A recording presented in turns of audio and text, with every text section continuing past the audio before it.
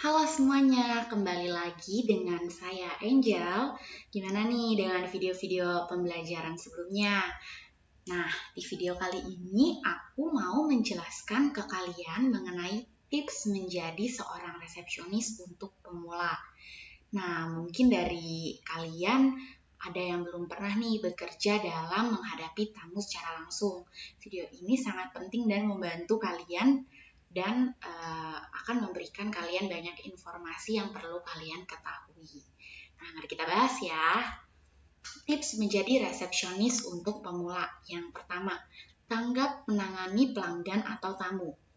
Dalam hal ini, yang dimaksud dalam menangani tamu adalah kalian jangan terlihat bingung atau terlihat ragu saat menghadapi atau bertemu dengan tamu. Karena apabila kalian menunjukkan gelagat ragu atau bingung, tamu tersebut pasti akan merasa tidak nyaman berhadapan atau dilayani oleh kalian gitu. Jadi di saat kalian berhadapan dengan tamu, kalian jangan seperti kayak jangan kayak gitu. Jadi kayak kalian harus berbicara secara lancar aja gitu, seperti step-step menerima tamu yang sebelumnya aku udah jelaskan. Kalian tinggal lakukan saja gitu, jangan kalian tunjukkan kalau kalian tuh ragu atau kalian tuh malu atau hal-hal seperti itu. Karena kalau kalian tunjukkan itu, energi itu akan tersampaikan kepada tamu dan tamu itu akan merasa kayak ini mbak-mbak atau ini mas-mas kenapa ya, kok kayak ragu atau kayak mencurigakan gitu. Jadi nanti kalau mereka mau menanyakan sesuatu, mereka jadi nggak yakin dengan jawaban kalian karena kalian menghadapi tamu tersebut pun dengan keraguan gitu. Yang kedua, mempunyai sikap yang ramah, sopan, dan murah senyum. Nah, dalam hal ini penting banget untuk kalian tuh selalu ramah, sopan, dan murah senyum. Nah, kalian tuh harus bisa nih mengontrol mood, raut muka, atau suasana hati kalian saat bekerja. Kalian harus profesional saat bekerja apabila kalian memang dalam keadaan yang kurang nyaman atau kalian lagi ada masalah di rumah, lagi ada masalah dengan pasangan kalian. Nah, itu tuh nggak boleh kalian bawa ke dalam pekerjaan kalian. Kenapa? Karena nanti itu akan membuat atau menimbulkan lingkungan atau suasana kerja yang kurang nyaman gitu. Atau nanti atasan dan teman setim kalian akan merasa kayak, kok kalian nggak profesional membawa permasalahan pribadi kalian ke dalam pekerjaan gitu. Dan nanti di hari itu kalian malah akan melayani tamu dengan tidak baik atau nantinya malah mungkin kalian bisa aja mendapat komplain dari tamu gitu. Itu kan hal yang sangat kita hindari ya, adalah menerima keluhan atau komplain gitu, walaupun itu tuh pasti akan terjadi, tapi kan sebisa mungkin kita harus meminimalisir keluhan yang kita terima gitu. Yang ketiga, menguasai keterampilan teknis dan komunikasi dengan baik. Nah, seperti yang sudah kubahas di video-video sebelumnya nih, bahwa kalian harus bisa berkomunikasi dengan baik atau yang biasa juga tuh disebut dengan public speaking. Nah, untuk kalian yang mungkin belum pernah bekerja di bidang seperti ini nih, bisa banget untuk berlatih sendiri seperti kayak berbicara depan kaca, depan cermin gitu.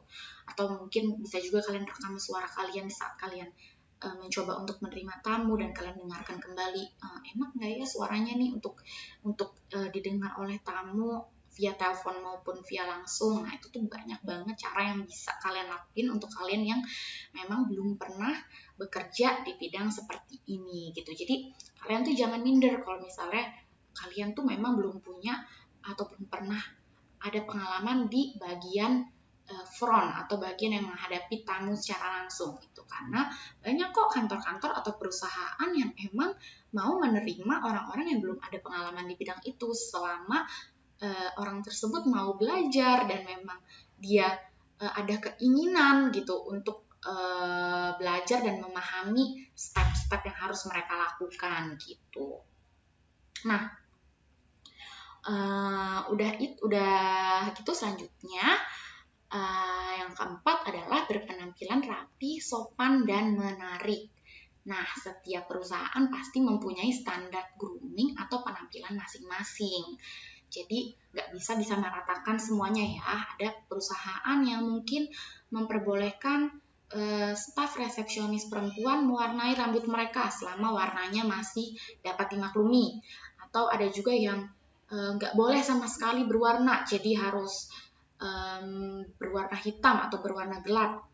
Dan misalnya untuk yang perempuan atau laki nggak boleh memakai kacamata, harus memakai softline apabila memang mata kalian itu minus. Atau juga tangan yang harus selalu bersih, kukunya nggak boleh panjang, tidak boleh berwarna.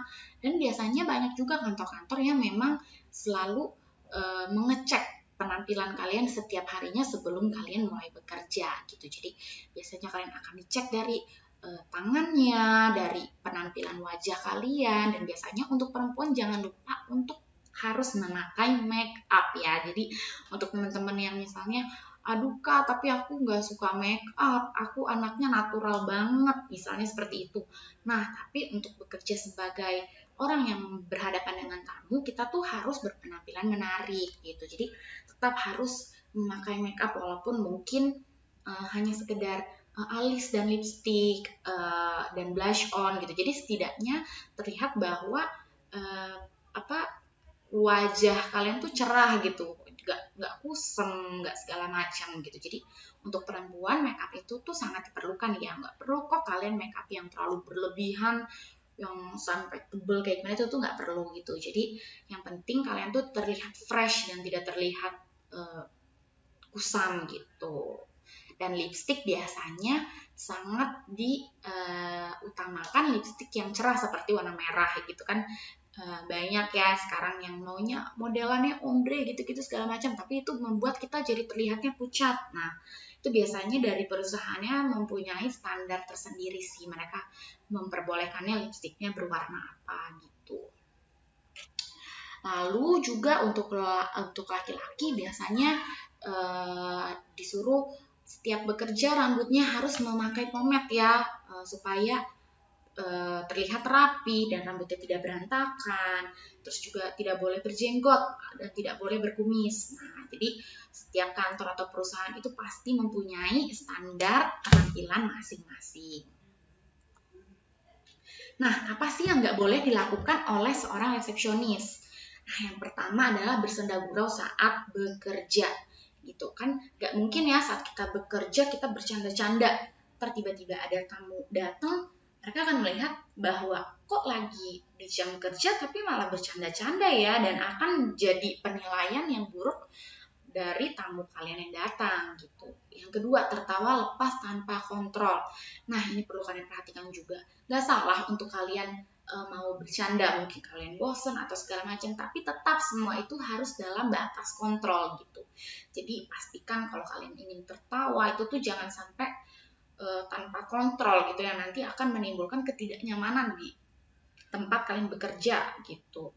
Yang ketiga, gerak tangan yang berlebihan saat memberikan penjelasan gitu. Jadi kalian juga harus tahu ya gitu.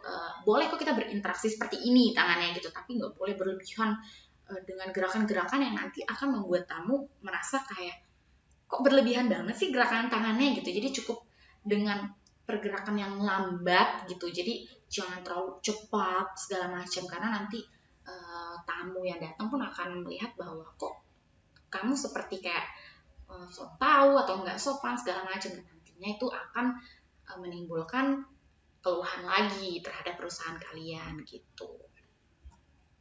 Nah, kalian udah belajar nih mengenai tips menjadi resepsionis untuk pemula, dan juga hal-hal yang tidak perlu dilakukan atau yang tidak boleh dilakukan sebagai seorang resepsionis.